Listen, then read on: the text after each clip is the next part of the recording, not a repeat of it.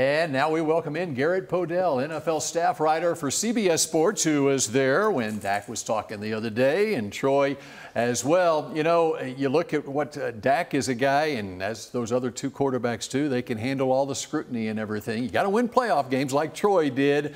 Are you surprised where we are with this contract situation right now? I'm incredibly surprised, Bill, because we got to talk to Dak back in March, and he said, I'm extremely confident that this deal is going to get done. And now the rhetoric has completely changed, because now the conversation is, well, the real negotiations, they haven't quite started yet. And Dak is saying, I don't necessarily want to be the highest paid guy, but ultimately when you look at the last four quarterbacks to get deals, most recently Joe Burrow, 5 years, $275 million, they become the highest paid. The next quarterback is the highest paid quarterback. So I would expect Dak to command that kind of contract. All right, we're just getting started with Garrett Podell of CBS Sports. Up next, we dive into the draft, and that means the Big Green NFL Draft Scouting Notebook mock draft when we come back.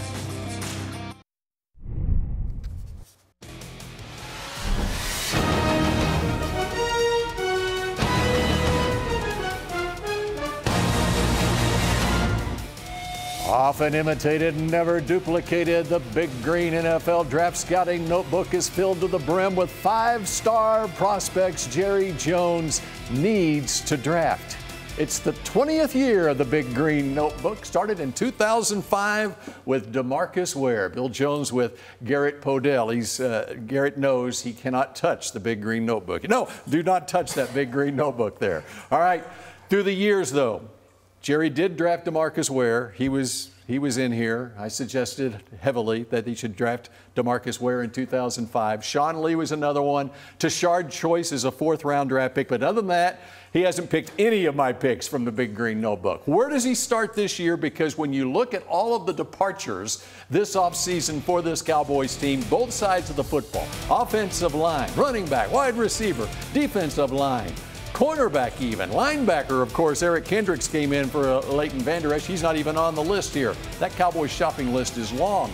It is, and they did not address that in free agency. Like you mentioned, Eric Kendricks being the only real big signing. So I think you have to start with the offensive line. Tyron Smith, he's now on the New York Jets as it showed up there. And that's an area where it kind of depends. What are they going to do with Tyler Smith, the Pro Bowl left guard they drafted a couple of years ago? If you want to kick him out to left tackle, maybe you go interior offensive line like a guard in round one. If not, maybe you hope one of the big offensive tackles slides. And that's why those so-called draft experts out there are saying the guy the Cowboys need to draft, it's a great year for offensive tackles. But how about this guy, Graham Barton out of Duke, to be your center? He has started throughout his career. Outside of his first year, he played some center, 5 starts there, but otherwise at left tackle. And he is he has a Jason Witten look in his eyes to me, which says a lot. He does, and I think that would be a great pick for them. He's got, to your point, the versatility. Played left tackle, probably a little too small, not as quick laterally to play tackle on the outside in the NFL, but interior, left guard, center, he can be a rock-solid guy there. And who knows, maybe that's your Zach Martin of the future. Well, that's a mouthful right there.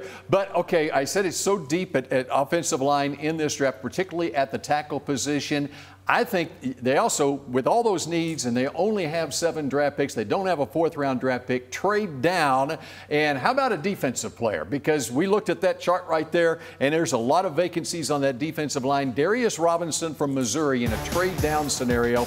I love this guy, as Robinson is a guy that was a defensive tackle early in his career at Missouri, became first-team All-SEC, playing on the edge with 8.5 sacks last year. I think his build is tremendous and exactly what Dallas needs. 6'5", 285, long 34.5-inch arms, explosive off the ball. His bull rush, he can just go right through interior or offensive tackles out there. And I think with little Mike Zimmer polish, he could really become something. And as we saw in the postseason, the Cowboys need more punch up front. Aaron Jones ran through them in the playoffs. They need to hold up a little bit more in that department. All right, okay, so let's get to the picks in the mock draft. We are trading down with Baltimore. We're trading a first and a second to Baltimore for a first, second, third, and fourth. We're picking up an extra third and a fourth round pick. The Green Notebook has fallen in love with Florida State wide receiver Keon Coleman, who happens to be CeeDee Lamb's cousin, only 20 years old, 11 touchdown catches for the unbeaten Seminoles, 38-inch vertical,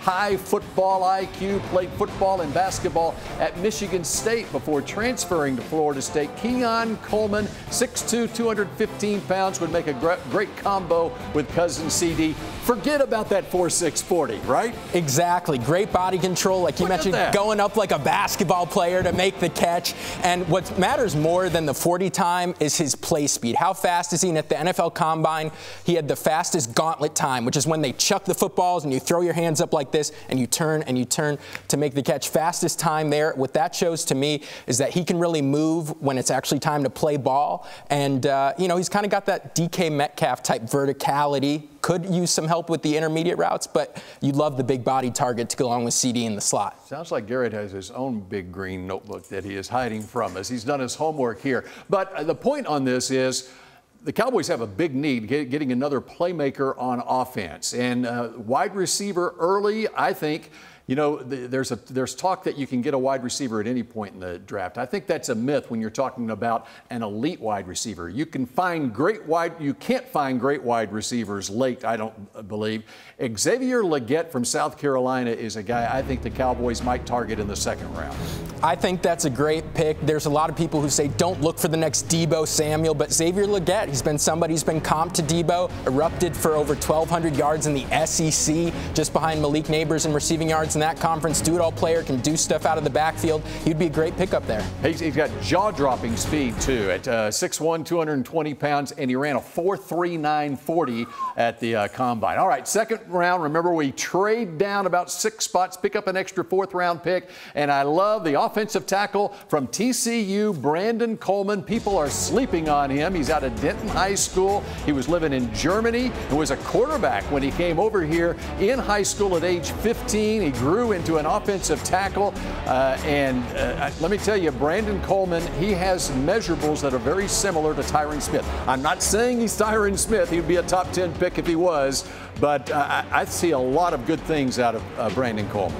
Absolutely. I saw him in person at Big 12 Pro Day over at the Star in Frisco, and he's got refrigerator-wide shoulders, broad shoulders, and that's kind of one of the things you'd like to see in an offensive tackle. Extremely long arms, very quick. To your point, Bill, he's a grater in the run game, just bulldozes through people. He would be a great pickup. He's very similar to Tyler Smith, and I think you get him here, he's played guard or tackle, and you just figure it out, sort it out between Tyler Smith and him, who plays outside and who plays inside on the left side. First of 2 third-round picks. Linebacker Trevin Wallace from Kentucky, 6'1", 237 pounds, and I just love this guy's speed. He ran a 4.51 at the 40. He's a team captain. He is a fun watch when you watch those Kentucky games.